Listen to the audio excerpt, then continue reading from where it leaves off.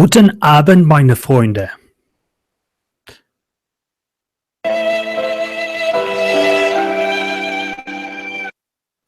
How are you doing, Ike? Freunde would be a plural. I'm just alone here. Yeah, but we're waiting for Stop Spamming and maybe others that are watching. Okay. The reason why I do this is because 500 years ago, today, Mr. Martin Luther allegedly pinned 95 theses on the on a church in Wittenberg, and that started the Reformation. And I think there's similarities with that time and today's situation. Welcome, Stop Spamming. Hey guys, how's it going? It's fine. Oh, it's hectic. But I love it. Come on, anything else, if it's boring, it's horrible. But tomorrow is a holiday, so it's great. Yeah. Yeah. So. Is it where you are? Is that a holiday too today? I think so, but I don't really care. Because I'm working with Spain at the moment, and they don't have a holiday today, only tomorrow. And I know some places in Europe they have, and some are not, and blah blah blah. Yeah. I mean, I don't take holidays seriously. No, not really. We're gonna have I think Luther is the Bible who said, like, the one who does not work shall not eat. Okay, good way to lose weight. So is that why Muslims fast during Ramadan when they don't work? Ike, what's it like in Switzerland? About tomorrow or what? Today, nothing special. I mean, from year to year, they are getting more and more in this Halloween crap. I don't understand it really. Yeah, but that's tomorrow, isn't it? They already today ringed at my door, but I didn't respond. Okay. And I hope really that doesn't get any further into legal situations, like being a real holiday, a real day of kids can do stuff to people's properties, etc. Did you shoot them? No, I'm very pacifistic, but you didn't even kick them. No, but I mean, it's getting more and more, but it's annoying in my opinion. I remember when I first came to Europe, people rang at the door, and then the kids look up at you, and they have these huge like plastic bags, and I'm standing at the door, and I say, yes. And they look at you, and they say, well, where's the sweeties? I said, what sweeties? What the fuck are you on about? Because I didn't know anything about these customs. Do you have a rifle at home, Mike? No, I didn't go to the military. If I would absolve the normal military way, like it's supposed to be in Switzerland, every male has a rifle, yes, but I don't have them. Yeah, I knew a Swiss guy that had a rifle at his home. Oh, yes. Okay, I think this is what I know about Luther, that it was in Wittenberg. I've got no idea where this is. Okay, I can read a little. Was it 99 names of Allah or something? Oh, no, 95. 95 names of Allah. Okay, I read this. And told the Pope to go and get stuffed because he didn't like that you could pay. Do you know that they had people who could take on your sins and you could pay them? Yeah. People that could take on your sins. I didn't know about that. Okay, so here's a little introduction. That's why you have the expression scapegoat. So you would give them a goat, and then they would take the sins and put it onto the goat, and then release the goat, and then that's it. They would kill the goat, and then all the sins would be gone. No, you don't kill the goat. you let the goat freely into the desert, and there the goat can die. I thought you kill it afterwards and eat it.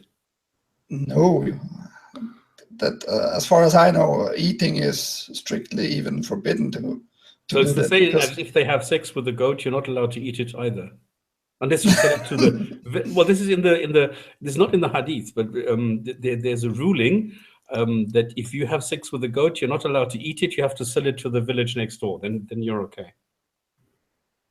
I thought the scapegoating thing was some kind of Jewish ritual from a long time ago, where they like kind of yeah, exactly. metaphysically attributed the sins to the goat, and then they kind of And let it free into the desert. That's important, to let it into the desert, because there is nothing, so it doesn't harm anything. It can die in the desert.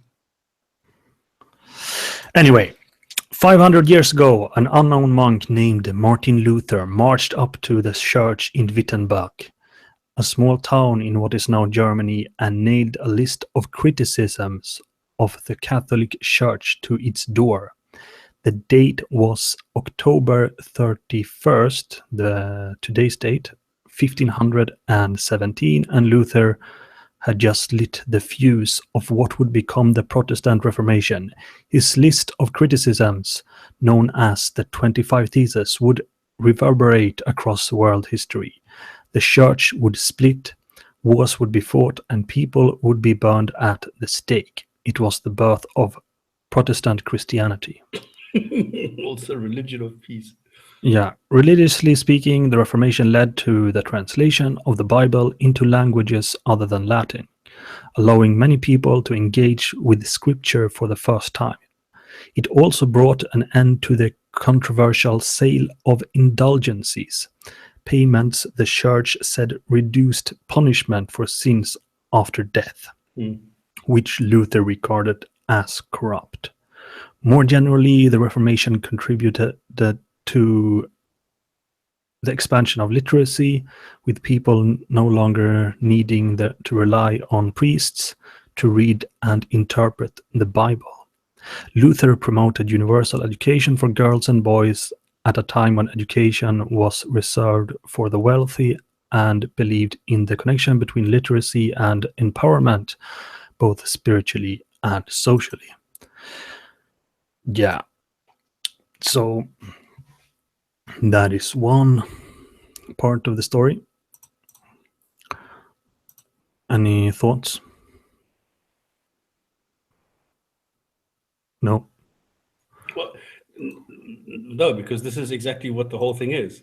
And the funny story is, I was brought up as such, or not brought up as such. I was, my parents are Protestants, and I have no clue what any of this is. Okay, there's another part of the story that is quite important. That is the Gutenberg Press. I don't know if I pronounce it correctly. Johannes Gutenberg, in full Johannes Genschlevjup zur Laden zum. Is it related to Osama bin Laden? I didn't know that. Zur Laden. Yeah, but here it's a shop. Laden means shop. Okay. So it's not. There's even a cheap joke in Swiss German about Bin Laden. Okay. Like Bin Laden, some foreigner has a shop in Switzerland, and he writes on his door if he goes to the toilet. No, he goes to a shop, and his home gets bombed because he writes on his home door, Bin Laden, Haus dann weg, means I'm in the shop and the home is gone. So that's Laden, shop. And the name would pronounced be Johann Gänzfleisch zur Laden zum Gutenberg. Okay, there you have it. Born 14th century Mainz, Germany, died probably February 3rd, 1468. German craftsman and inventor who originated a method of printing from movable type that was used without important change until the 20th century. And here you can see like how it worked. Anyway, So, yeah, the point is, without this invention or this technology, maybe the Reformation would have been possible, but it's kind of hard to imagine because at least it wouldn't spread as fast without this invention. So here you have an example of a technology that made an intellectual change possible.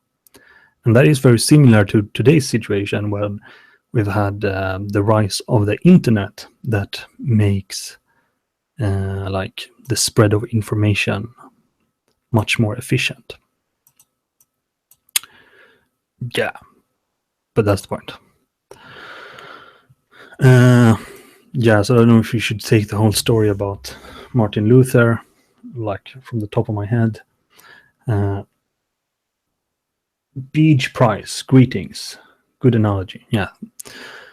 So, like, Luther was a monk and a scholar. Oh, here we can see Naeem's tremendously good looks. So, all ladies out there, I mean, so, yeah, so he was a monk and a scholar, and he was a Catholic guy, and a very kind of pious guy and sincere guy. But when he went to Rome, he was very disillusioned. He saw like how corrupt everything was, and everything was based on money and so on, and it was kind of not very sincere. So, but when he come back, he spent some more time in his cloister, but then he was sent away to teach, I think. And but when he was teaching and studying the Bible and so on, he was always studying Bible, but he was starting to teach the Bible. He started to see that the Catholic doctrines didn't really fit the Bible. So he started to preach, and yeah, today, exactly 500 years ago, he pinned this famous 95 thesis. I'm not sure that was really happened, but that's allegedly what happened, and that started the Reformation. And of course, soon thereafter, the Catholic Church, they sent a ban. What was it called? What's it called in English? Bulla, or it's called? Ban. There's nothing that you can read. Excommunication. Yeah, excommunication. What is called? Bull? A bull? What is it called? Anyway. Martin Luther had OCD and found it comforting to live a monastery life. Yeah, Martin Luther probably had obsessive compulsive disorder. I think he had a bipolar disorder also, but I'm not as sure about that. But the problem when he was living in the cloister was that his obsessive compulsive disorder made him like he had a lot of OCD about the devil haunting him, and he so it was probably good for him to go and teach, because that was better for his OCD. But anyway, the Catholic Church wanted to execute him and things like that, and probably burn him at the stakes. People that had tried to reform the Catholic Church before had been burned at the stakes, but a certain German kind of lord, or whatever you call it, I think it was Frederick the Wise, is that correct? Kind of defended him, and he went to a tribunal. Is that Friedrich der Große? Not Friedrich the Große. That's way after. Frederick the Wise, I think it was his name. It is a minor within the Holy Roman Empire, but he was just, I think, it was the kind of Lord of Saxony, I think. According to Wikipedia, Friedrich III, it's called. Friedrich der Weise von Sachsen. Friedrich III from Saxe. Yeah, exactly. Good. So, but he was sent to a tribunal, and where they kind of he thought that he was going to be executed and things like. But he I have to follow my conscience and do this anyway. But surprisingly enough, you had to have a kind of consensus vote to be sentenced to death, and he wasn't sentenced to death because Frederick the Wise kind of sent in a veto. And then he was kidnapped by Frederick the Wise on this road home, I think, or a road to something. And he was put in a castle. And he never was executed. And the Reformation spread, and that had a huge impact on Northern Europe. Like in Scandinavia, for example, that was Catholic. When the peasants went to the mass, the priests were preaching in Latin, so no one understood what they said. It's kind of similar to how many Muslims don't understand the khutbah, because most Muslims don't speak Arabic, so they just hear a lot of noises, but they don't understand anything. And the kind of Catholic Church had this kind of monopoly of knowledge. They had a monopoly on interpreting the Bible, and it's only through us, the priest class and the Catholic Church, that you can interpret the Bible. And this Mr. Luther changed. Maybe we can see. Yeah. I'm not sure if Luther would expose this whole thing if it wasn't about buying off the sins. I think that was his main thing he was against. Yeah, he was a theological guy. Like, you have to remember, he was a man of the Middle Ages, but the practical, like, his intentions was entirely religious. Like, he was a religious guy and wanted to be a sincere religious guy, but the result of his actions, I think, eventually took us to the modern world, I think. So is that on the Babylonian captivity of the church, which was one of the scriptures, prelude on the Babylonian captivity of the church, October 1520, was the second of the three major treatises published by Martin Luther in 1520, coming after the address to the Christian nobility of the German nation, and before on the freedom of Christianity. Anyway, in this, on the Babylonian captivity of the church, he kind of explains how the Catholic Church have been kind of corrupt, and it is the Babylonian is kind of the evil city, and he feels that the Catholic Church is been taken over by the evil forces. And anyway, this is an important book. I don't know if I go into much. In this work, Luther examines the 7 sacraments of the Catholic Church in the light of his interpreting of the Bible. With regard to Eucharist, he advocates restoring the cup of the laity, dismisses the Catholic doctrine of transubstantiation, but affirms the real presence of the body and blood of Christ in Eucharist, and rejects the teaching that the Mass is a sacrifice offered to God. Yeah. But this is a very interesting guy, and very interesting. I mean, although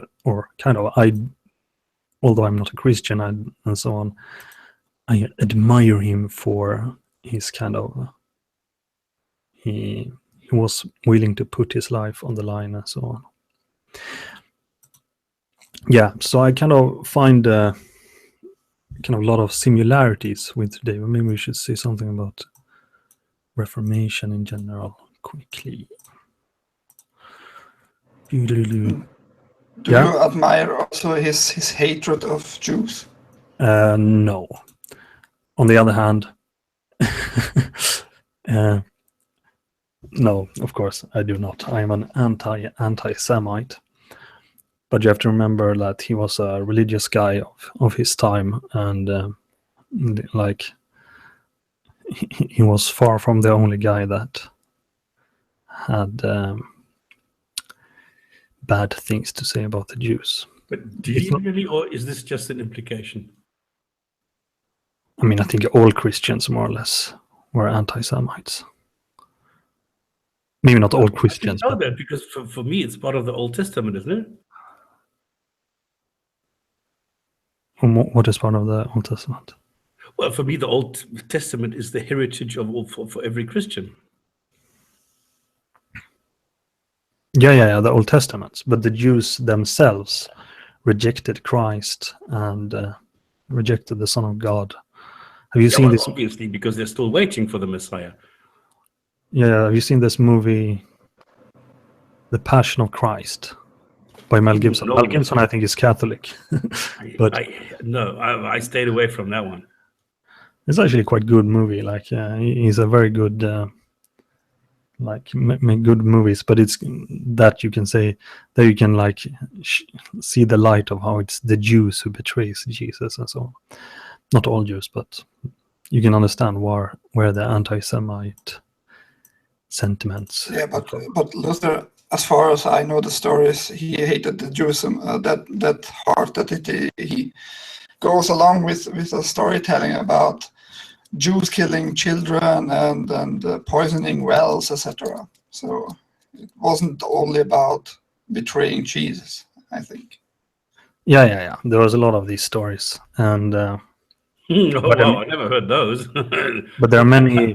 Like, these stories were not like the Catholics were kind of anti-Semite too. So it's anyway.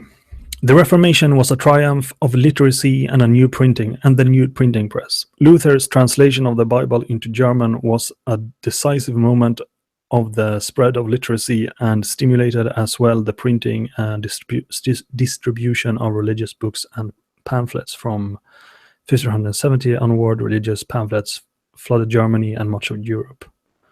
By 1530, over 10,000 publications are known, with a total of 10 million copies. The Reformation was thus a media revolution. Luther strengthened his attack on Rome by depicting a good against bad church. From there, it became clear that print could be used for propaganda in the Reformation for particular agendas. Reform written used by pre-Reformation styles, cliches, and stereotypes, and changed items as needed for their own purposes. Okay, we don't have to go into that too deep. There are good documentaries and good lecture series about the Reformations on YouTube and other platforms that you can watch. But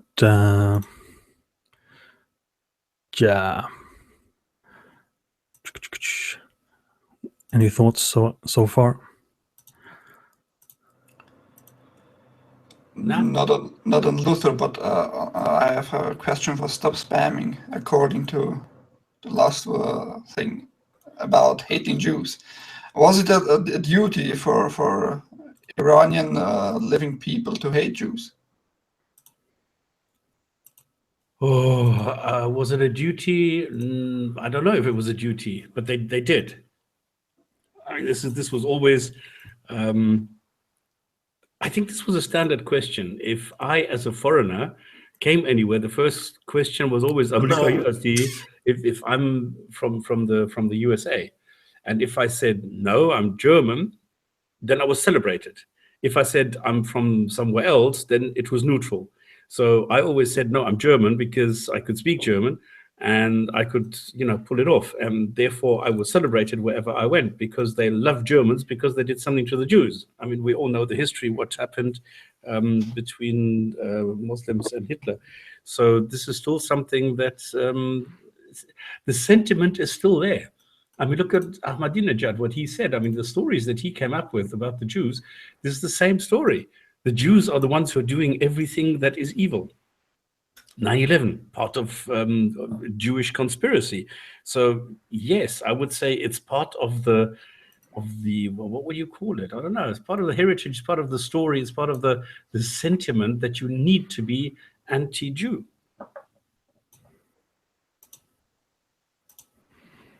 Yeah.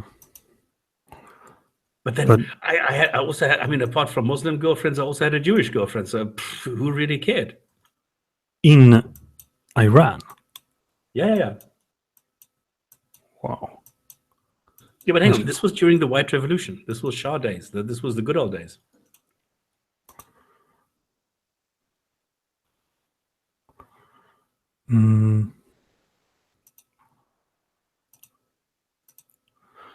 Yes. Okay.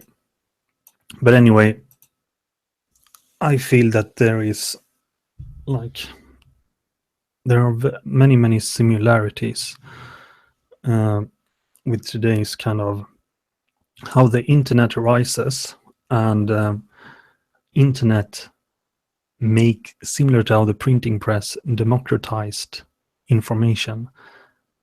The internet has democratized information, and Okay, sorry, but do you see the parallels to Islam?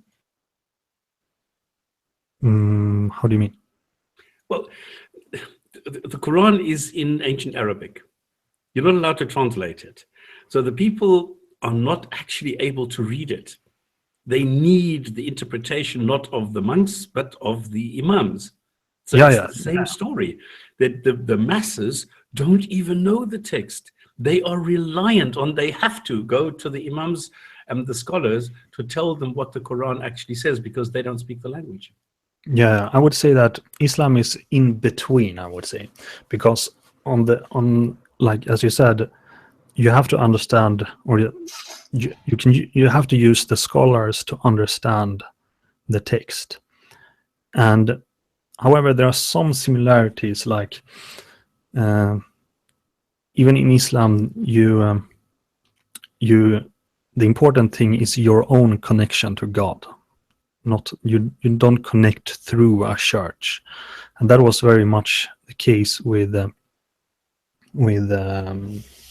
Catholic Church, that all kind of worship, everything like was intermediate. You have these mediators, the churchmen, and what is kind of similar in Islam is that it's more similar to Protestantism in the sense that you connect with God directly. But it's true that, like as I said, when you go to Friday prayers, the khutbah is in Arabic. Most Muslims don't understand Arabic. You need the scholars to interpret the text. So in that sense, it's very similar. But you both got it wrong. I mean, every hardworking Muslim has time to learn about his most beloved thing in the world. So he has to go to work, he has to look after the children. So he needs somebody, of course. Yeah. Anyway, but I think there is a kind of interesting similarities with today. I'm going to show you one. This is from the CNN. I've stolen this from the YouTuber Black Pigeon Speak, so we're going to quote it because I can't play the sound. But this CNN guy says this.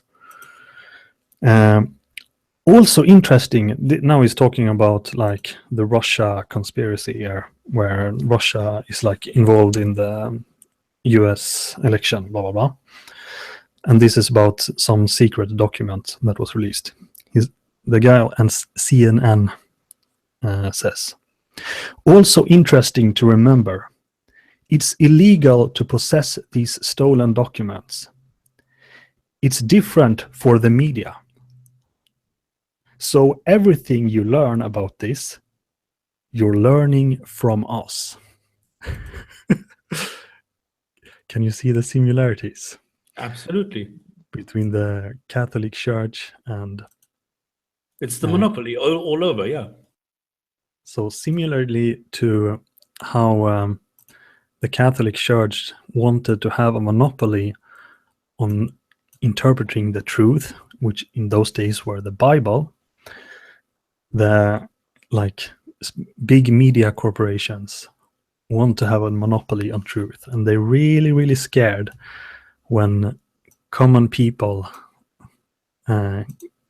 get access to information. Similarly to how people got access to information through the printing press, we're now going to access to information through the internet. Okay, I'm probably gonna do this quite. Now I'm gonna be a little bit Scandinavian centric here, but I think it applies to all countries. So here you can see a kind of propaganda video from one of the major newspapers in Scandinavia, where they're complaining about so-called internet trolls, and that internet trolls are not real trolls. Trolls, I don't know if that exists in English, but troll is this mythical figure that you can see here in the video that supposedly live in the forest and do things. Anyway, but they're complaining about internet troll. This is the name of the newspaper. And I'm wondering why they are doing this these kind of propaganda videos now. Is it only because they're really like they think that the internet trolls are so bad in themselves, or is it because they are kind of losing their monopoly?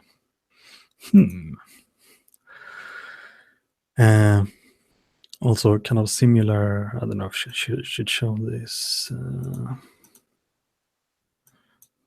There's a guy, PewDiePie, another Scandinavian dude, who just happened to have the largest following ever in history on YouTube.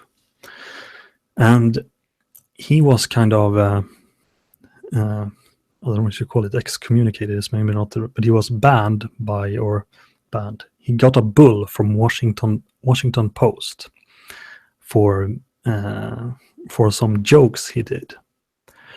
And I wonder, is this really because they are so upset about his jokes? I mean, other people are doing these kind of jokes as well. Or is it because he happened to have a following that is way larger than all these large newspapers have? Might it be because they are afraid that they're losing their monopoly? That is what I'm wondering. You will never know. And do you know this thing that's on Swaki Malipons? Swaki Malipons? Who is that? Anybody is a what are you, a Skellum? You don't speak Afrikaans either. Anybody is blameworthy who thinks something bad at this point of in this moment.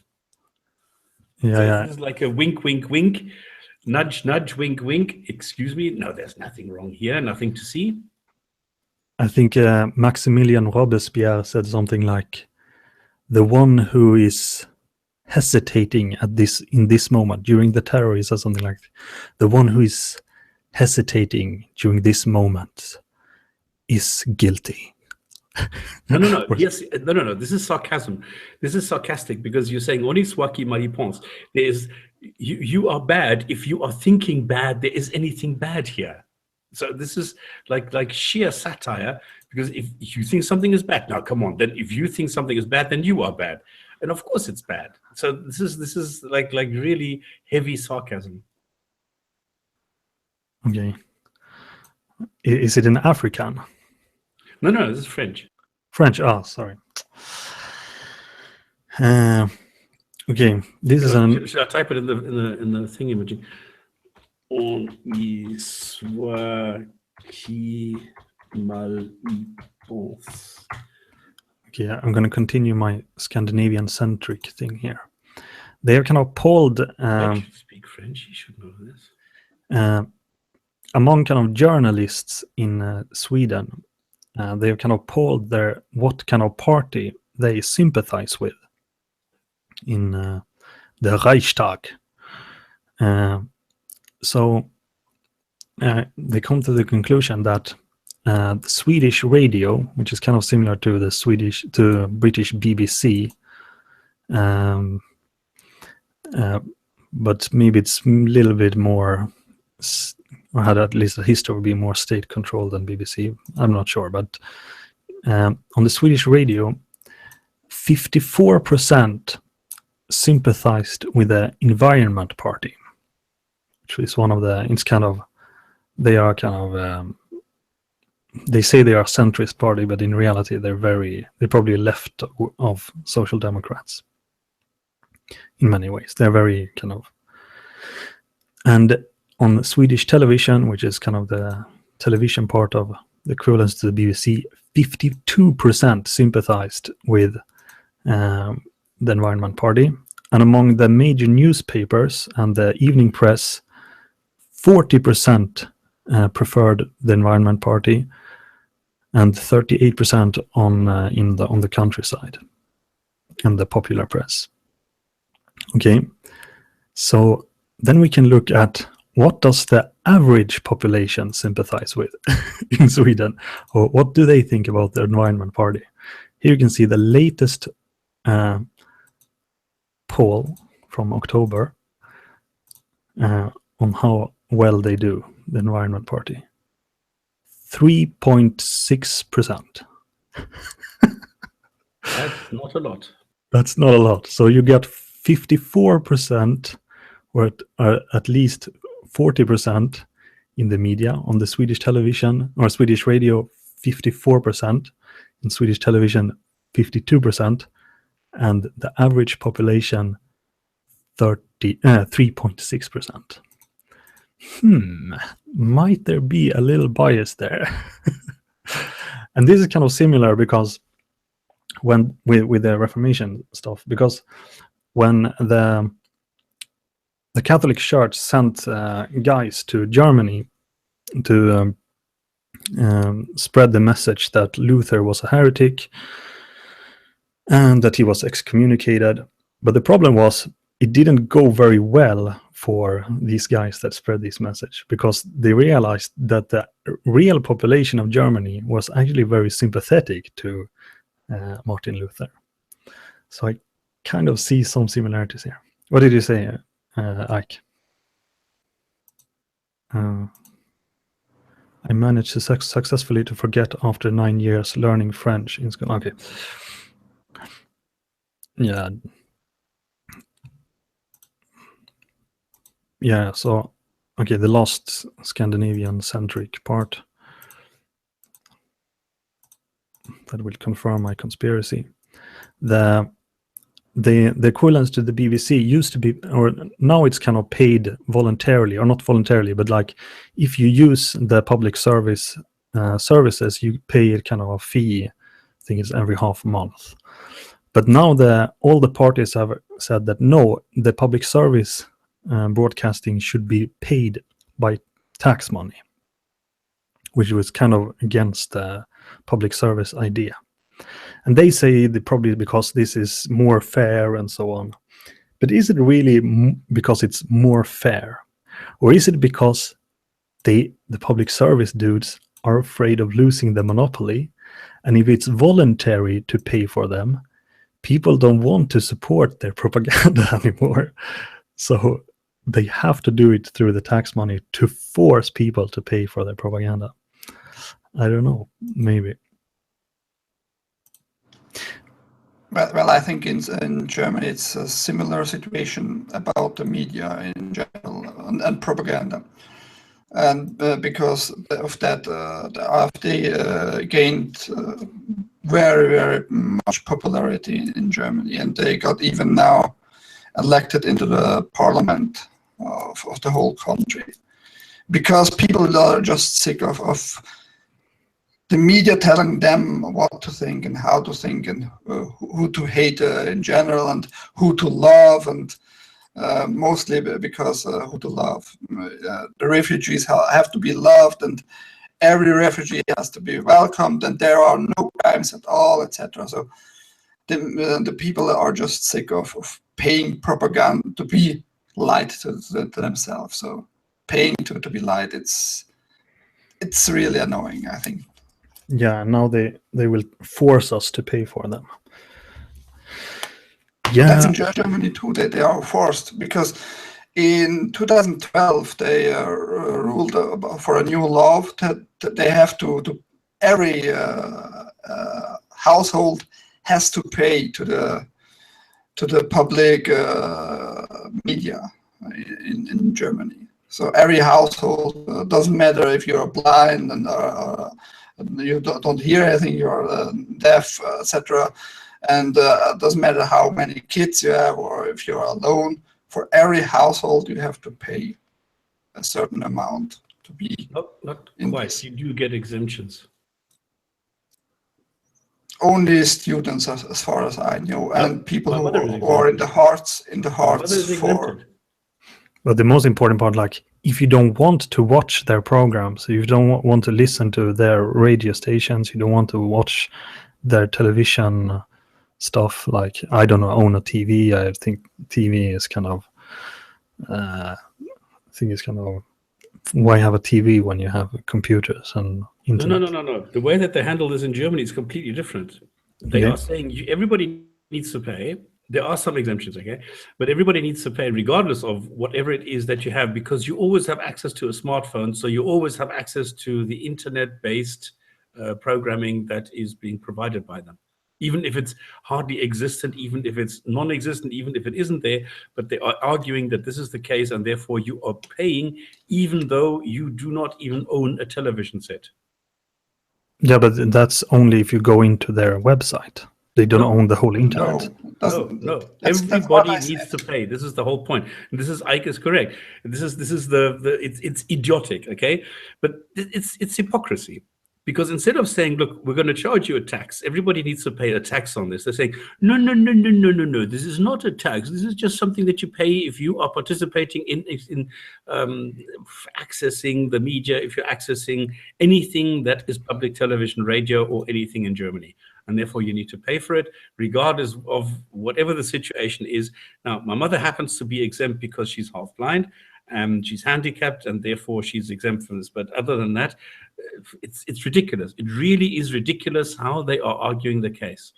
It's similar to, like, in communist countries, like, you can vote on whatever party you like, as long as you vote on the only party that on the list. Henry Ford, you can buy our car in any color that you want as long as it's black. Yeah, but the point is, I think it's even more dangerous in a way if it's tax-based, because then it's really government-owned. It becomes a government. This is the whole. Yeah. Funny It is story. governmental. Yeah. Annoying. Anyway. Oh shit! Now you've got a strike coming in because I just said it's government owned. I'm not allowed to say that. No, it's not government owned. I'm sorry, I retracted. No, it's totally private. It's got nothing to do with the government. It's just government supported. Stop spamming efficiently repented. Okay, so here's another issue.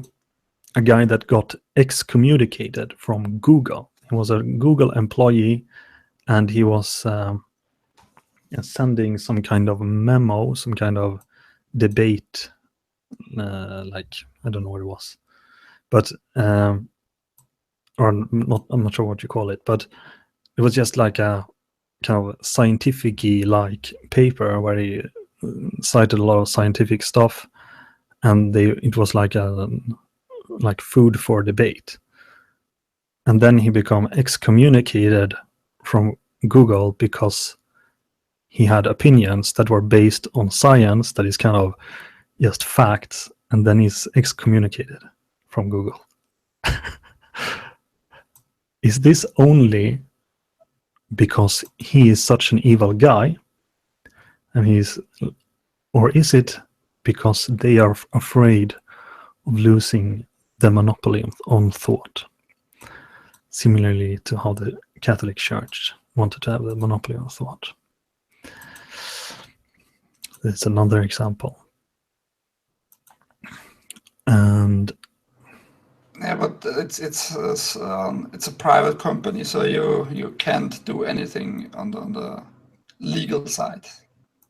Yeah, but they're always saying, yeah, we're for free speech, we want exchange, we want the discourse, we want the dialogue, we want the discussion and things like that. And then as soon as you do, poof, you're gone. They are not saying that anymore. Not really. Oh, is that gone? Okay, I still remember this on the homepage.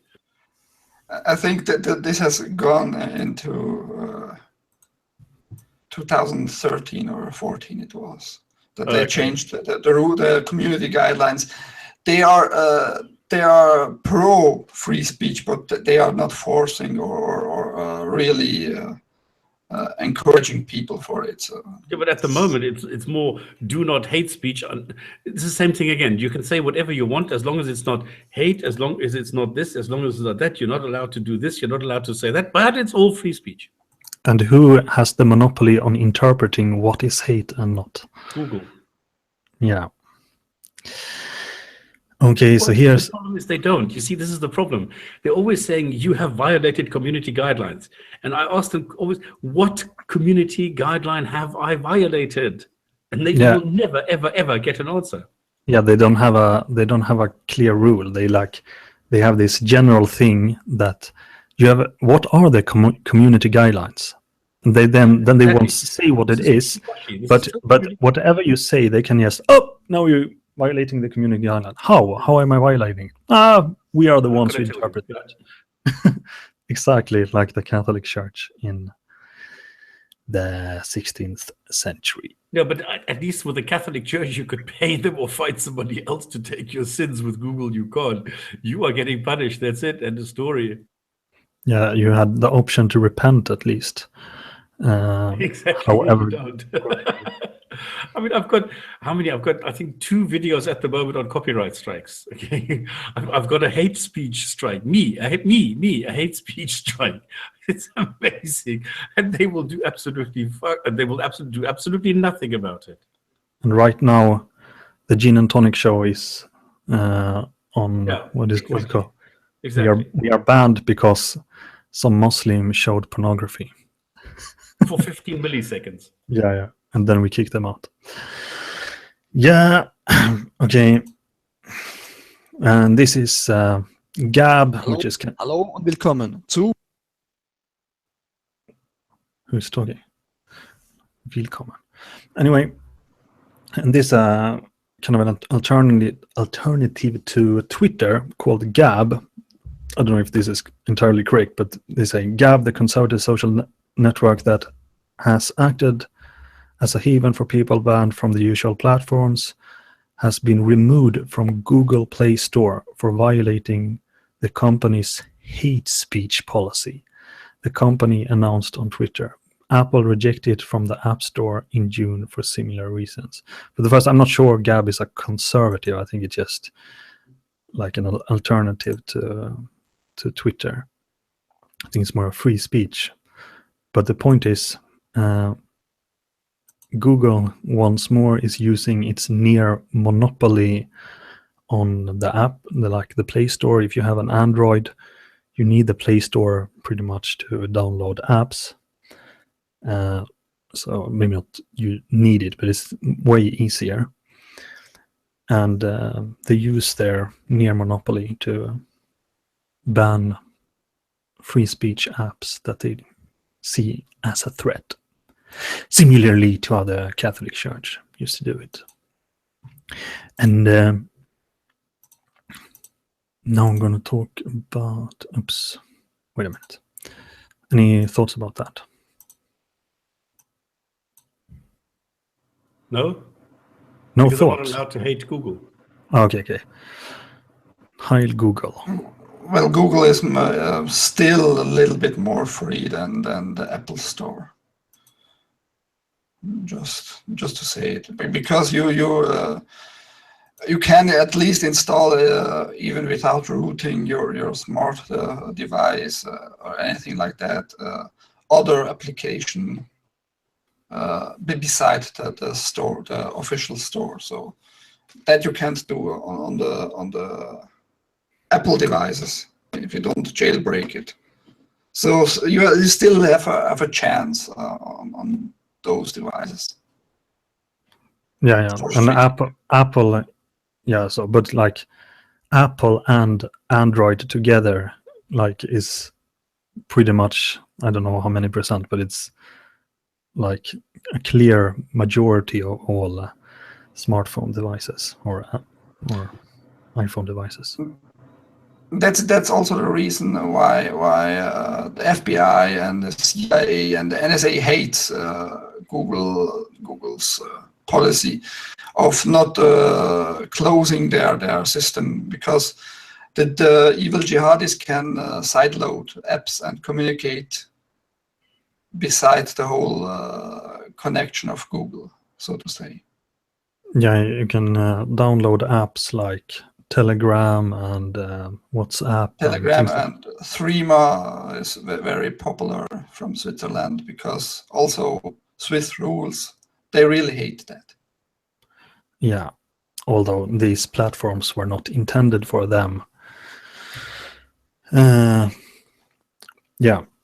Okay, now I'm gonna steal one thing more from this YouTuber Black Pigeon Speaks, because this is kind of interesting. This more interesting fact.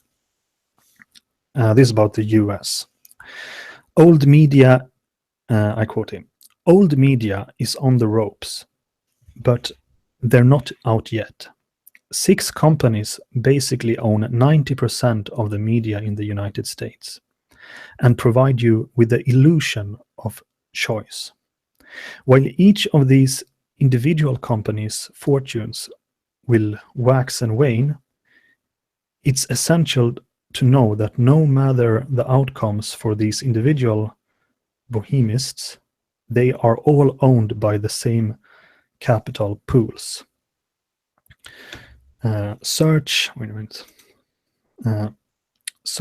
anyone you like, and you'll see over and over again they are all controlled by the same institutional investors, all of them.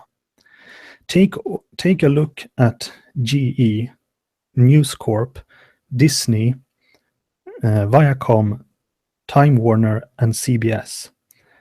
The funny thing here, though, Alphabet, the parent company of Google, is also owned by the same capital pool companies that the old media is. So it's kind of funny that not only is it that you have these individual companies that want to have a monopoly, they themselves are kind of owned by the same capital pool that makes this monopoly even more strong. So it's kind of impossible to, you can't just like choose one of the companies and then everything will be fine, because the same companies are owned by the same capital pool. So it's an illusion of choice, but it's in the Soviet Union. You can vote on wherever party you want, as long as you vote on the only party on the list. In this is more similar to, you can vote on 6 different parties, but all those 6 parties are basically from the same like general pool of parties. They are kind of the same party, but you are given the illusion that you have choice. This is kind of an interesting thing I wanted to bring up. Yeah. Any thoughts on that?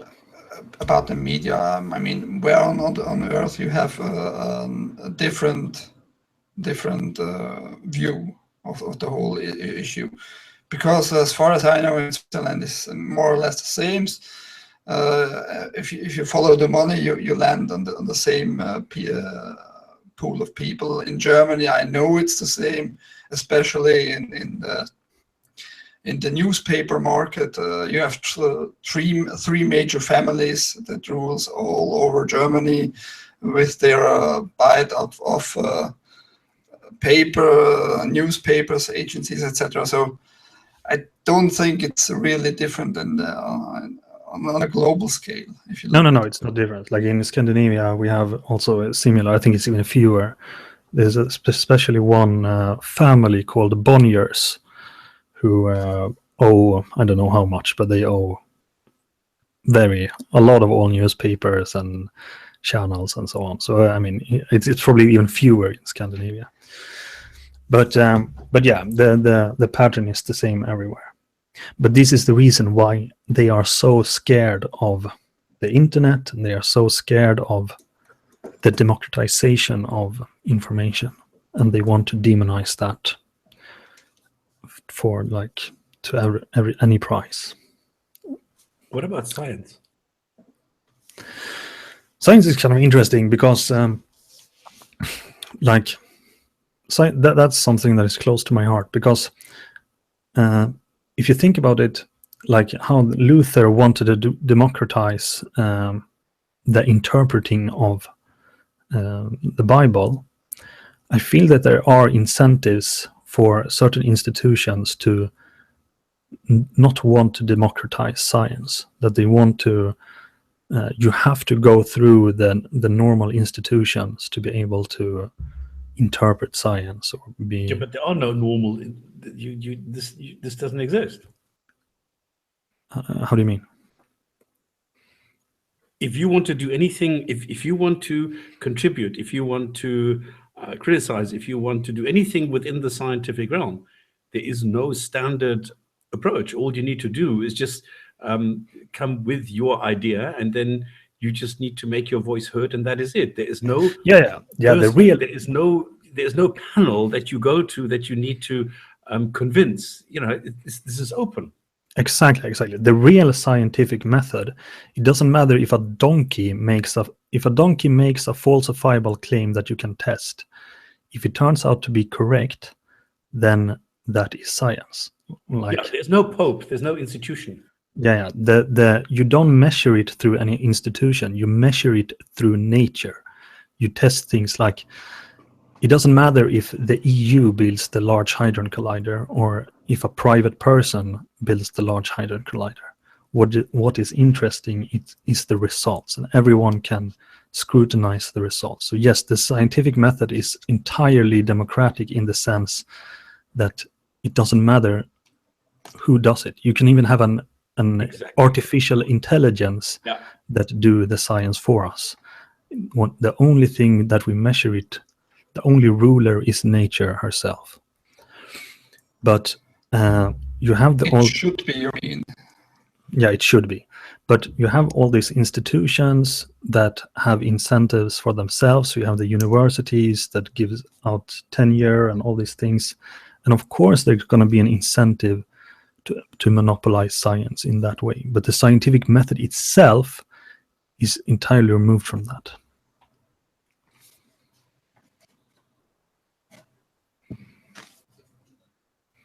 Yeah. But yeah, it's a problem.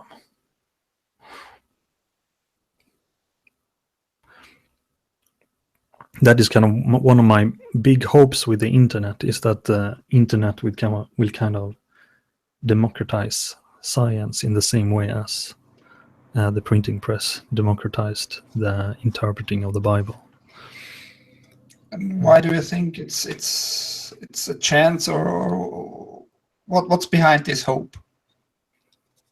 No, I'm not saying that it's going to happen, but it's a hope that, like, if everybody got involved in science and had a scientific way of thinking, and they realized that you don't need these high priests, and what is really interesting is the evidence itself, and it's the method, the scientific method itself, then I think the world will be a better place, and we would do science way more efficiently. Yeah, but still, why do you think the internet has anything to precipitate in this issue? Because you can, like, you have phenomena like the Khan Academy and so on, that put out lectures and things on the internet, so you can learn things that you previously could only learn in the universities. You can now learn on the internet, and you have like MIT open source lectures and all kinds and so on, and then people can use that information and educate themselves. Yeah, agreed that the access is easier, so to say, but that applies to people who desperately lie and deliberately lie to all people, also easy. That reminds me of the TV show Dilbert. The Dogbert says, have you any idea how hard it was in the old days to spread lies? You have to go from door to door, you have to print stuff, you have to make flyers, etc. With the internet, it's everything easier, also for lies. Yeah, that's of course. Lies are. Yeah, lies are. That's my question. Why do you think the internet helps in general? Yes, it's true that you can spread lies easier with the internet as well. In the same way as the printing press made it easier to spread lies through written word. But my hope is that people will get more and more skeptical and will learn how to scrutinize the sources and test things themselves. So the level of skepticism will rise as quickly as the ability to spread lies. But of course, it's a problem. But I think the upside is way better than the potential downside. That's my question. Have you any real argument, any real fact that supports that one side is, so to say, stronger than the other? Well, one side? I don't understand. What do you mean? Like I said, if you can read stuff in the internet easier, you also can read stuff that is wrong easier in the internet. How do you come to the conclusion that just because the access to information is easier, the information itself it's correct, and how people are magically more skeptical just because there is internet? No, I'm not saying that they are. Understand. But my hope is that people will realize that because it's so easy to spread information, even lies will be easier to spread in the same way as the printing press made lies easier. And my hope is that people will understand this and become more and more skeptical and scrutinize all sources. Yeah, but how do you come to this conclusion, to this hope thing? I mean, you need to have some basic why this hope is there. No. This is a hope. What supports this hope? This is a hope. It's not. I'm not saying that this is reality. This is what I aim to. This is what I hope will be true. Your wishful thinking, so to say. Yeah, this is my wishful thinking. Okay.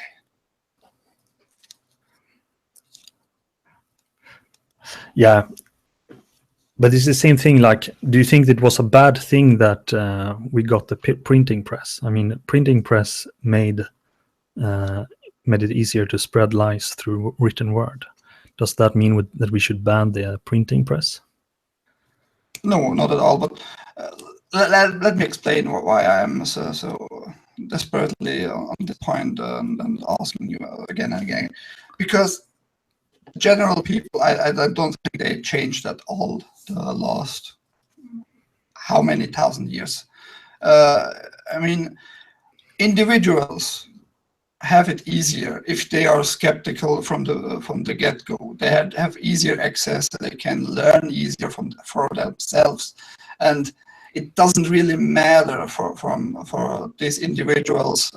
They would get to the information even without internet, so they wouldn't get more skeptical or less skeptical, I think, or other people who are very naive would all of a sudden get the most skeptical people. I mean, just because there is a media, a little tool, a little helping thing invented, I don't think it changed in general any big part of the nature of a human. Okay, no. Fair enough.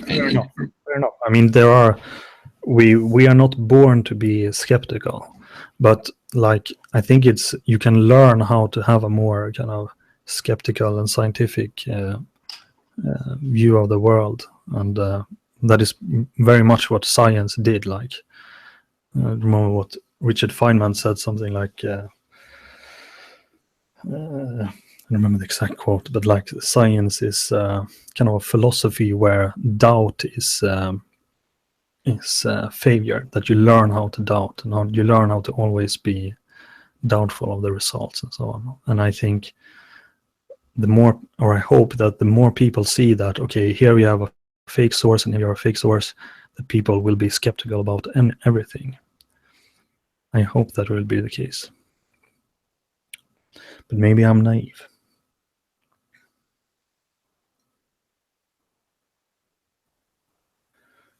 BJ, I think you are naive. Stop spamming. Are you the same level of naivety? Oh, of course, yes.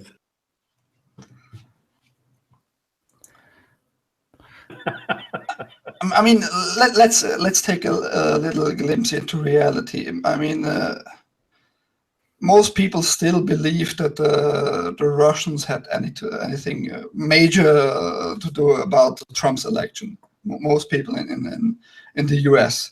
What? They didn't? No, they think that the Russian has had to do something with that major Of course part they of the did. role. And the reality is they just bite information that are brought up from insiders at the US side. So they didn't really hack. I mean, there have gone so many investigations about if the Russians hacked really, and they still haven't found anything at all. So people still believe that because they are just naive trusting their governments, the previous. yeah, but see, look, before we had the internet, you had like especially here in Scandinavia, you say like back in the DDR days, you had like the only television was only the state media, pretty much. There was only this. Well, I think it was the same with radio. I'm not so sure. I'm not old enough, but Well, it's like in North Korea today. yeah, but it was like I called it back in the DDR days, and then you could never hear anything else than what the state media wanted you to hear. Yes, today most people believe in I don't know if they do, but yes, they probably swallow what CNN and so says about it. But at least there is some kind of opportunity today to hear the other side. And that wasn't the case, at least not in Scandinavia, maybe 30 years ago. Yeah, okay, given that if the country is not really free in gathering information, so it doesn't depend if you have internet or not. So it doesn't matter. I mean, North Korea could connect to the world, but they don't want free information. So I think people just do hold this internet and this information gathering act of individuals very high. And I'm looking at both sides, because both sides can put information into the internet, and just because the internet is there did not make magically the human race on the whole globe any different at all. I mean, how do you as a human being can differentiate information if you don't look very deeply into one issue or in one way or the other? It doesn't matter if the internet is there or not.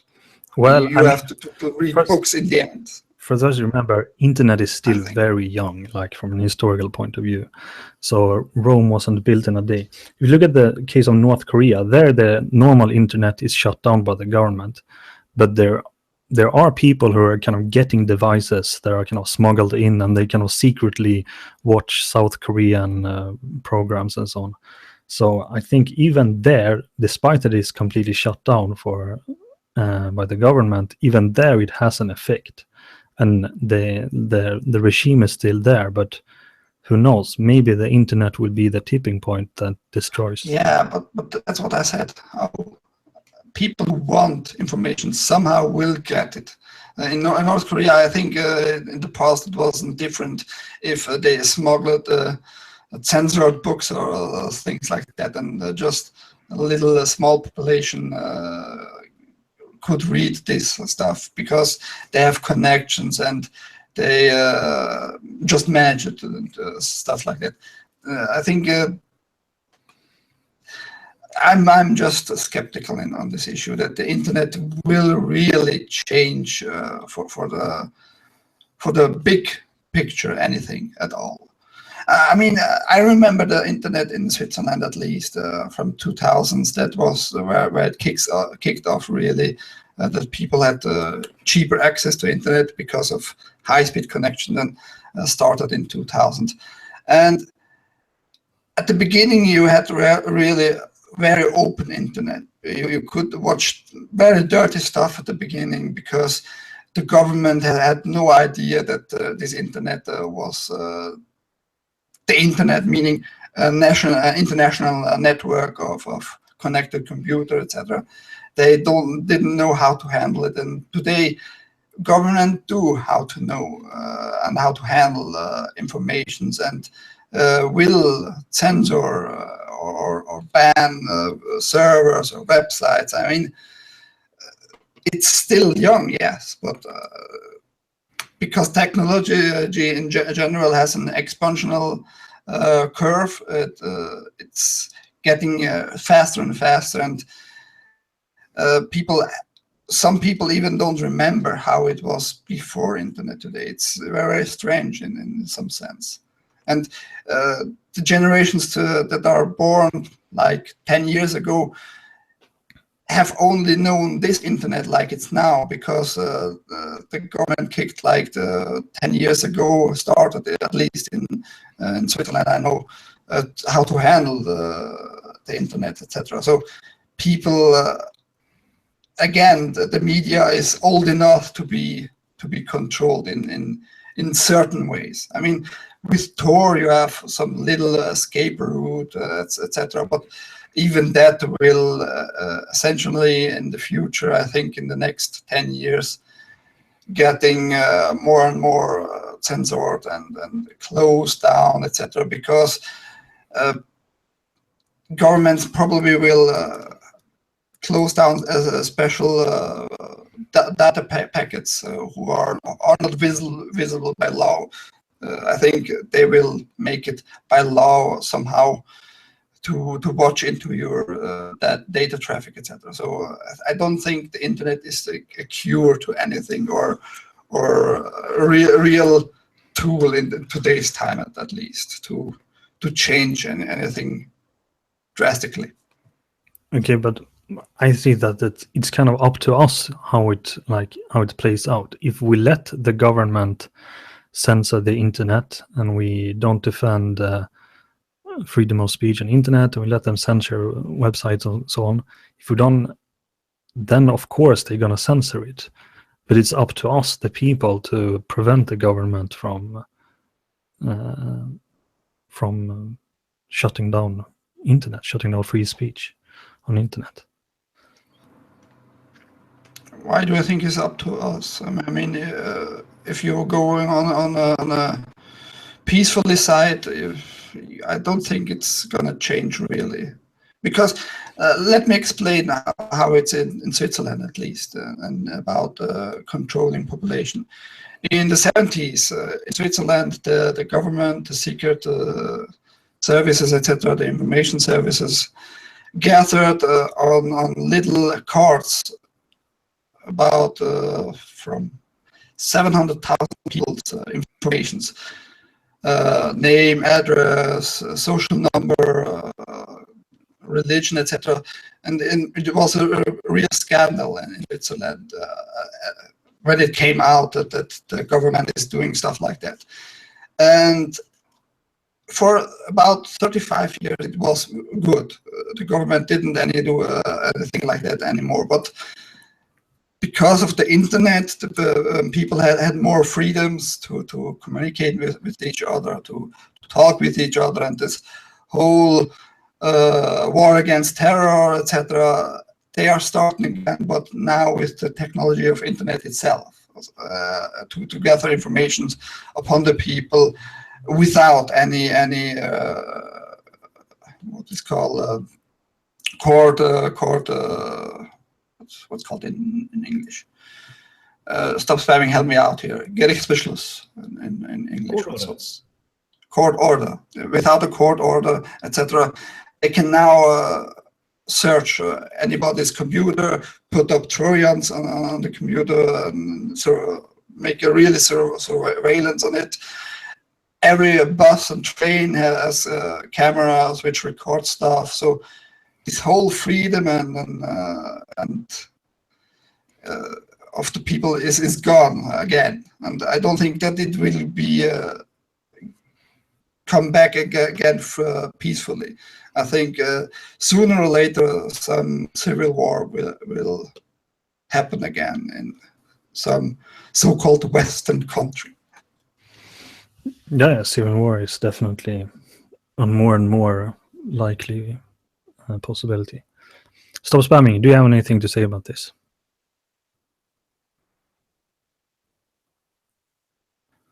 Stop. Oh shit! I just went to get some. Okay. Yeah, but once again, like it's like the people fought for democracy. The people fought for we fought for our liberties and put our lives at We're risk. doing the opposite at the moment. Yes, at the moment. But that's what I mean. We have to awake people. Can you take over for 2 minutes? I have to. I'll be back in 2 minutes. Yeah, because the problem is with that we have people like Luther 500 years ago. We have all these rebels. We have all these revolutionary types who are pushing forward, who are creating progress. And then you have people who are saying, no, we can't handle this. It's too much for me. Let's push back. And this is what I'm seeing at the moment. I mean, we have lost so many freedoms in the last 5 years. It's amazing. And all in the name of against the terror. How serious will we take this war against terror? It's not. This is this is just. What do you mean it's not? The government is telling me it is. No, this is hectic activism. People are pretending as though they're doing anything or they're doing something, but they're not doing anything in reality. Because what this war on terror, what is it? It's a war on freedoms. It's a war on human rights. I think it has nothing to do with a war on terror, because you can't fight terrorism. You can't. Mostly, I think, because you don't define what's terrorism. Well, we can't. There's the other funny thing that I showed one day in a video, that we are trying to define terrorism, and the 56 OIC, the Organization of Islamic Cooperation States, are blocking this. We are not allowed to have a common definition of terrorism, because the way that it has been, well, let's call it proposed, would include Hamas, would include Hezbollah. And Muslims don't like Hamas and Hezbollah being called terrorist groupings. And this is why they're blocking this in the United Nations. So we have a common definition, but it's not accepted. Well, I can understand many Near Eastern and Eastern and Middle Eastern, or whatever they are called, countries who are not for the same definition. Because let's face it, I mean, if you're the USA and you're bombing a village, for the village itself, they don't really care if one terrorist lives in this village and they are getting bombed because of this one. For the whole rest, it's terrorism. If just a plane comes and fires up hellfire missiles in the neighborhood, and like 30 people who have nothing to do with this are being killed, it's the same. If some Arab guy goes to Brussels and bombs the airport, it's the same. People are dying who have nothing to do with the issue, with the motives of the bomber in general. I mean, I can see why there is no definition, no strict definition of terrorism, because both sides, so to say, do this terrorism. It's nothing different. No, it is to a certain extent. The only difference is that if it's state sanctioned, then it's not really terrorism, then it's called war. So we have an expression. No, stop spamming. I have to correct you on that. What the US did since Vietnam did every war they did was an illegal war, and by definition, it's war crime, it's terrorism. Okay, what about chucking Iraq out of Kuwait? Even that wasn't allowed. Well, it was sanctioned by the United Nations. Not really. It was, as far as I know, this was only sanctioned to help with weapons and with supplies, etc., to give them, but not to actively bomb people. Well, they were told you are allowed, together with, I don't know, 15 other countries, to go into Kuwait, chuck out Iraq, take them, push them back into Iraq, and that's when they stopped. So Operation Desert Storm did not damage Baghdad, did not damage Saddam Hussein, did not do anything like that. They only pushed the people out of Kuwait, and that was it. So, okay, but I don't even know why I'm telling you this, because I agree with you 100%, because I don't think the US of A has any reason to be called the police on this planet. They are not. Okay, but back to the definition, not the definition of terrorism, but how it's used, at least in this war against their own people, so to say, their own people like in Germany, like in Switzerland.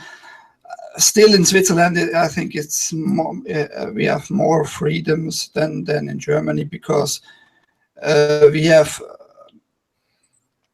people's votes on nearly any issue. We vote in Switzerland. This luxus in Germany you don't have. In Germany, the politicians can make rules and laws, and people can't pretty much do anything against it. Yeah, but okay, I'm not entirely sure that the people's vote would work in Germany, because you have too many stupid people. Look what happened in the UK, where people said, well, let's give these people something to think about. And they voted for an exit of the European Union. And then when they voted against it, they said, oh, shit, what have we done? And now there's a lot of people there who realize, you know, this is not really what we wanted. But now they need to make a brave face and go through with it. And now they're starting to slowly realize that what they actually did is cut themselves. You know, this is the typical expression, to cut your nose to spite your face, which is stupid. And if I look at the populist decision that you get in the USA, where the people's vote managed to get a guy in there who is called Trump, you know, that shows you what stupid people can do. And then I think to myself, is that something that I want? Yeah, but what makes you think that people in Switzerland are smart to say here it works and then in Germany? It's part of the growing up process, that they are used to this. They are used to, okay, I'm going to vote on something where I am going to make a difference. So I need to go and get informed. I can't just go and rely on others. I need to know what this is about. So I'm going to talk to my neighbor about this. I'm going to talk to my colleagues about it. I'm talking to my friends about it. In Germany, people don't do that. It's exactly what Abu said earlier on. It's the media that tells you whom to hate and whom to follow and what to think. And this is the problem. As long as you have Bildzeitung and things like that in Germany, they are the ones, they are the opinion makers. They are shaping this. And if the Bildzeitung is now allowed to go to people and say, what you need to do is go and vote for this and this, millions are going to go and do that. Think of the catastrophe. Yeah, but I have to correct you on that, because just because Switzerland has this system doesn't mean shit, so to say. Because yes, probably one or the other neighbor will talk to each other and say and discuss a certain issue, but in general, I can assure you it's nothing different, because we have also media. We have pretty much the same the same big newspaper, but here it's called Bild, mean pictures, and in Germany it's in Germany it's Bild, means picture, and in Switzerland is Blick, meaning viewing. Exactly. So yeah, same thing. they have the same layout of the papers, and as far as I know, I think it's even the same company behind it. Wait, just a second. Springer? Yeah, I'm not 100% sure, but pretty much sure. Anyway, so I'm a little bit split on this. I can't make up my mind which is better. Maybe after a while, when people start taking responsibility for the choices that they make, maybe then it's a better choice at the end of the day. But at the moment, it would be the result would be a catastrophe. Abu, what's it like in Norway? You should be back by now. About what? If you have the one man, one vote system where every individual can vote for a particular petition. That doesn't exist. Okay, what would you see it as? Would you see it positive or negative? Because I'm a little bit undecided. Yeah, on the one hand, I find that kind of direct democracy, there's another thing that a revolution that the internet could do, because it's technically possible to create a system where you have real direct democracy. On the other hand, the kind of system that the founding fathers of America created was very good, because then there you had a constitution that protected civil liberties, like you have freedom of speech, the right to be armed and so on, so you can form militias and so on. And then the government is ordered in such a way that it's very hard to make any decisions, because it has to go through several layers, the Congress, the Senate, and all that. That has worked good, but the problem is that they are no longer following their constitution, so they're doing a lot of things that is unconstitutional. So if you stop caring about the constitution, then there's not much you can do. Like, the politicians are doing illegal things. But it would be interesting to test some kind of true direct democracy using the internet.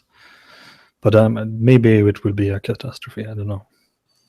I don't think it would really change anything. I'm again skeptical on this whole issue about people informing themselves or wanting to inform themselves. Because about 2 years ago, the parliament, etc., issued this new law to made it legal to use Trojans, computer Trojans on suspected individuals, made it legal, and then an initiative by the people was getting started, and I have gone to the street and gathering some signatures and some votes, etc., to oppose this, but it wasn't enough. And some people I asked, why do you want why do you want this law still be in charge and in legal state? And some people said, yeah, well, about the terrorists, and I feel more secure if the government watches over me. I mean, it's exactly, it's the propaganda. Yeah. It's so stupid. And I asked some people even, well, do you give your household key to the police so they can enter anytime they want? Because that's more or less the law about the informations and the computer issue, etc. And most of them just shook their shoulders and didn't care. They are so blindly fooled into propaganda, and I don't think that any system like the internet makes a difference, because in Switzerland you have so much more freedoms to gather informations, and still the people follow desperately the lies. It's just strange how successfully this propaganda on any side, propaganda machines, if they are brought up with a little bit patience, with a little bit money amongst the people, how good it works. In any case, it's strange. It's really strange. Yet again, that is why it is so important that you have a constitution that protects civil liberties, that protect free speech, that protect your integrity at any cost, and that it's clearly that politicians that make these things should be penalized immediately if they break or go against the constitution. The constitution. I mean, Switzerland has a super nice constitution too, but still, even the courts don't care about the articles in constitution. I had to realize that by myself because of an issue that of my own property being taken away by other private persons, and courts they don't talk about the issue of property at all. And even it is my constitution rights. The courts just said in the end, well, it's not sure if it was your property. I mean, it's just strange if money comes into this whole process of yeah, but that's a problem with enforcing the constitution. It's kind of stupid because the constitution is the most essential part of all. It's like it's the basis that all other things in the legal system depends on. So therefore you have to be very, very you really have to enforce the constitution, and you really have to make sure that the constitution protect the civil liberties and make authoritarian governments impossible. Yeah, but what's the outcome if it doesn't? Yeah, the outcome like can be disastrous, like in what happened, like, especially you can see what happened in Nazi Germany. But still, it's. Wait. That was completely legal act in the end. It was the whole legal constitutional act done in Germany. So what you're really, talking about, was it really? But isn't it that if you want to change the constitution, you have to have like something like, I'm not remember exactly how it was in Germany, but normally it's something like you have to have 75% of the votes, and you have to have it 2 election periods in a row. That's or something. now, yes, that's now. Yeah. This. But that's what I'm talking about. I'm not saying that the constitution, like Germany, went from being a kind of Kaiserdom to some kind of democracy. So the constitution there was very weak. But what I'm saying is, what I want is a real constitution that protects the civil liberties, and it should be really, really hard to change the constitution and go against the constitution, and politicians should immediately be penalized if they want to eat up the constitution and the civil liberties. I'm just saying it doesn't work.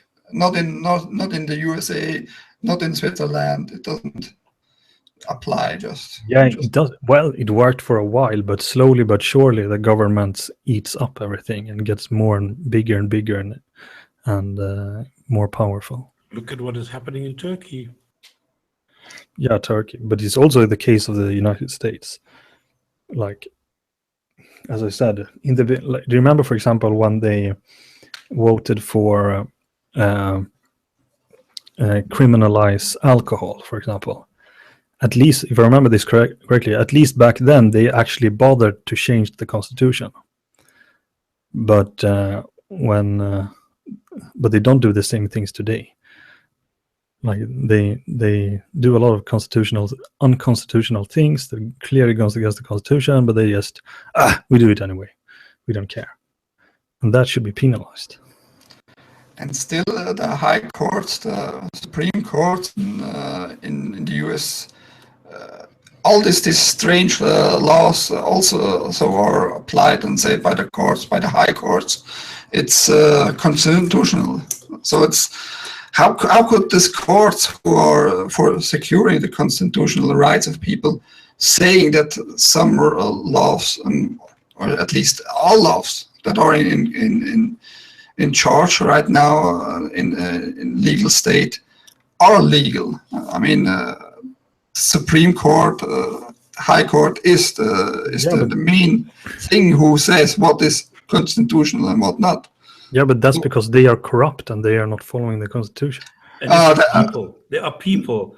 Come on, look at this guy in Munich who was sentenced to 6 months in prison for criticizing Islam. Who was that? Michael Stürzenberger. Yeah, but didn't he oppose to the higher court? I don't remember. Well, the thing is that a cop went and and this is the funny thing. A policeman went and filed charges against him. Why? Because he's a journalist and he showed a photo of a Muslim and a Nazi corroborating, shaking hands. And this cop said, well, what you are doing, because you are right-wing, you are criticizing Islam, you don't like Muslims, therefore you are automatically a Nazi, and therefore you are propagating Nazism by showing a guy shaking hands with a Muslim. You are now propagating Nazism by showing the swastika. He goes to court, and the judge said, yes, this is true. As a journalist, you are allowed to show all these historic facts, but I'm going to sentence you to 6 months anyway. Welcome to Yeah, I mean, I think that judge and the people that did that, they themselves should go to prison. Correct. Absolutely correct. Now, I don't like this If guy, not okay, executed, because he's because I a think that- supporter of the AFD, and I think that the AFD should be shot on sight anyway. But he has the freedom to say these things, and I will support him any which way. And I think it's totally wrong what this judge did, regardless of what his political ideology says. Shot on sight immediately. I think that's propagating hate crime here. So maybe I'm not saying I didn't say it's shot on sight. I just think that going against the Constitution. Yeah, but okay. I'm not sure that it was literal.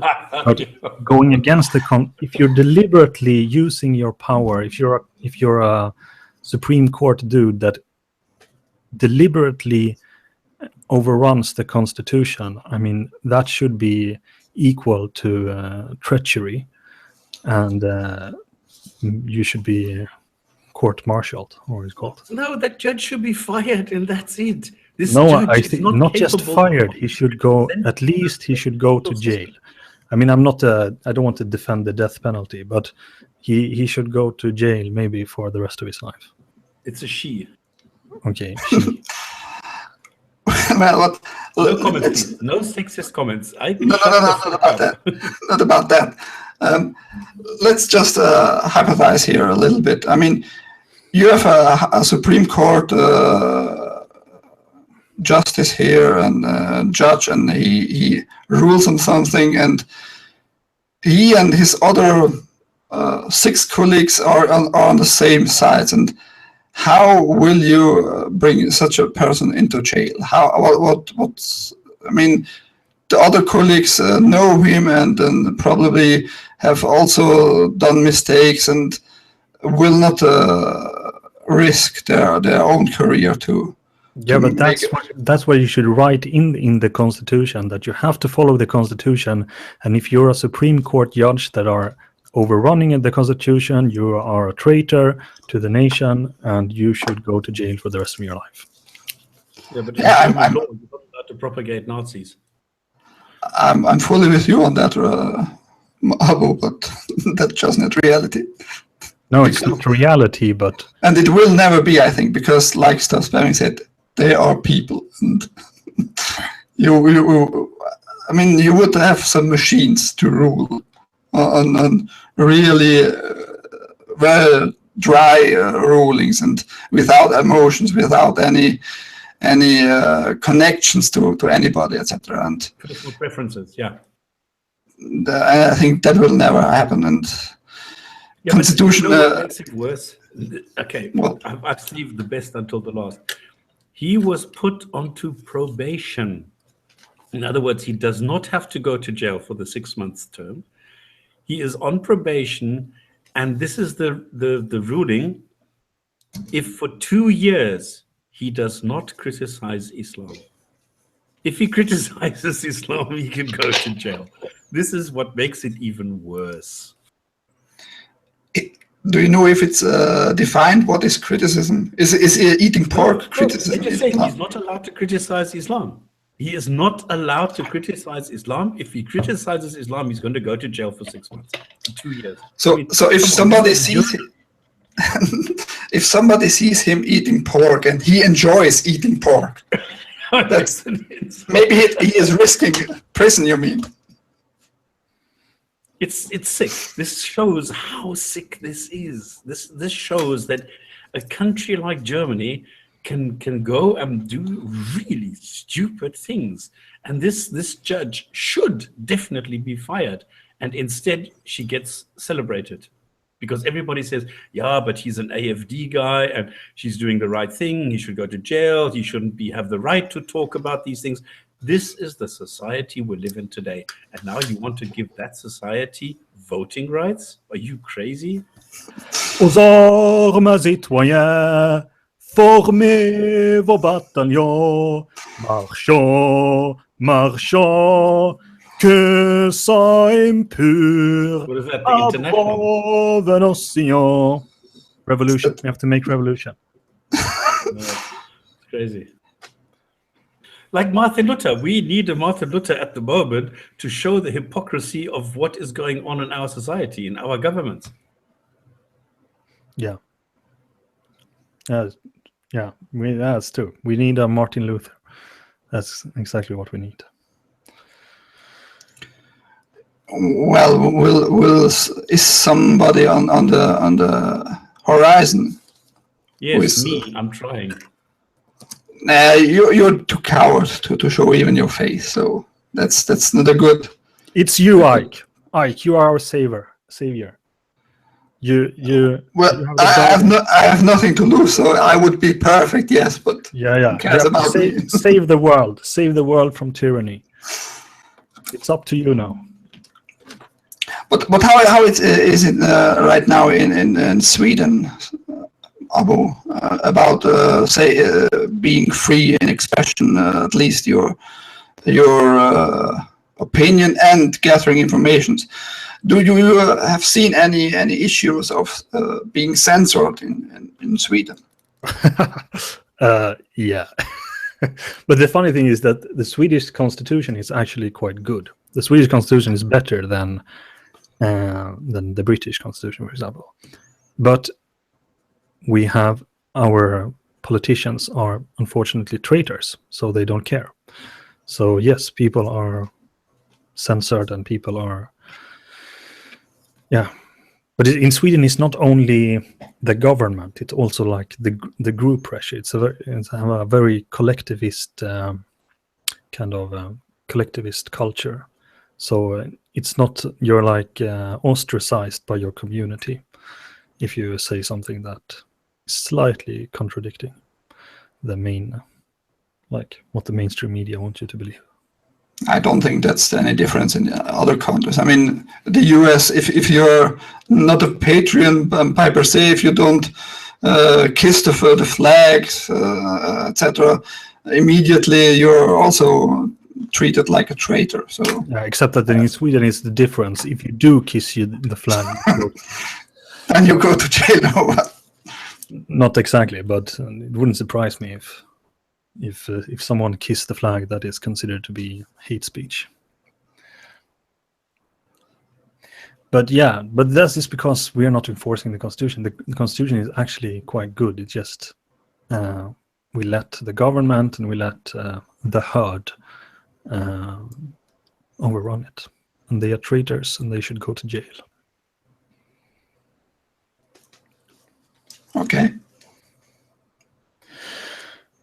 Yeah, and on that note, I think we've become kind of gloomy here. But the point is, like, we have to do something about it. The people have to rise up and, like, say, enough is enough. We don't take this anymore. Like they did after the Reformation. Reformation on Martin Luther's side, or in this history, or Reformation on the Revolution of French? Both. Which Reformation, of course, the French Revolution, become the opposite, become a new tyranny. But I think the American Revolution is a much better example. The American Revolution was a revolution that didn't result in a tyranny, but probably one of the freest societies in human history. Yeah, but the French also didn't result in a tyranny.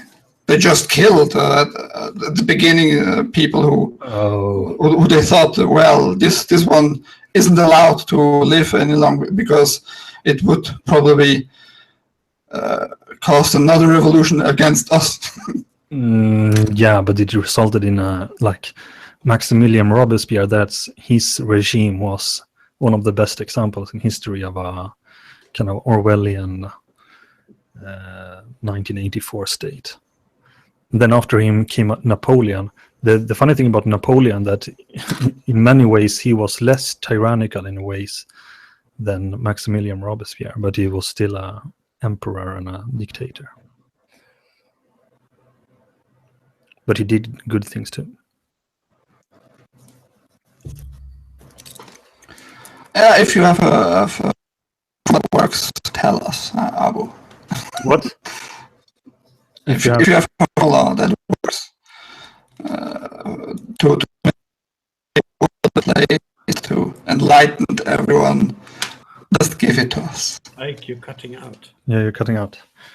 But I think he said you have to enlighten us. Yes, but we have to enlighten each other. We have to talk about these things. We have to talk about the importance of free societies where free speech is possible, where governments can't invade privacy and can't do certain things. Like, it's important because otherwise, like, I think if you look at most societies in human history, most societies have been totalitarian societies. It's very, very seldom you have like in somewhat free society in Athens, and then it took a long time, and you have like the French Revolution, you have the Reformation that made some things better. A very important other thing is the Glorious Revolution in England, and also the Magna Carta and things like that. But the best example is probably American Revolution. And I said, I know but you have a formula to apply this enlightenment. Just tell us, Abu. You would be the first person in human history. Excuse me, you are cutting out. First person in human history to what? To have a formula to make this really happen. Because only talking is like philosophy, and philosophy alone do not change anything. It's like just comforting yourself. I don't know if I agree. Like, the American Revolution was preceded by a lot of philosophy and people that talked, a lot of thinking. So you had the Enlightenment that gave us Enlightenment values, and then they acted upon it. Yes, I'm not. No, Abu. First came the fight, and then came the talking. No. You had guys like Locke that. You had guys that preceded this, and then came the fighting. But yes, you have to do both. You have to fight with words, and eventually you're probably gonna have to fight with guns. Yeah, like I said, if you have a secret formula that works immediately. No, it's not a secret formula. I'm not saying that it is easy or even plausible. I'm saying that. Again, wishful thinking. Maybe wishful thinking, but I like live free or try dying, or what do you call it? Or die trying. Live free or die trying, as they say in the US. You have to fight for it and defend it. And if we, I mean, what do we have to lose? Your life. Yeah, your life. But what's the point of being alive if you're a slave? I don't know. Let's ask some Muslim slaves. I don't know. As I said, Martin Luther was willing to put his life on the line. He thought that he was going to be executed, but he wasn't. And I think we have to be brave. And if we die in the process, yeah, we have to be stoic about it. As I said, most societies and histories have been totalitarian. It's very rarely that we have free societies. Okay. Yeah, I think we have exhausted this. Any last thoughts? No, not from my side. I have also nothing to add on this. Okay, but I just have a question. If somebody has ever seen this phenomenon on YouTube, where suddenly you cannot even watch comments anymore, where it suddenly says, "No, I am not opening comments for you. You cannot read what other people are commenting, and you cannot participate." Has anybody noticed that? no, but it wouldn't surprise me if that is one of the ways they want to infringe. Like they say, okay, this guy is excommunicated, or he's halfly excommunicated, so he's not allowed to read comments. Maybe that's the next step. It's quite weird, because all of a sudden, you get a comment, and then you see view reply, and you want to see what other people have said about this, and you can't. So you're not part of the team somehow. Yeah, they're making all kinds of tricks, like partially limited state and doing a lot of kind of tricks. Once again, this is the kind of things we have to fight against. It's just the way it is. Propaganda by algorithms. What did you say? Stop spamming. I said, okay, guys, thank you very much. Okay, I wish you ever a good night or a good morning, wherever you are, and hope we'll see you on the Gin and Tonic show on Friday. Okay, goodbye. Bye. Bye.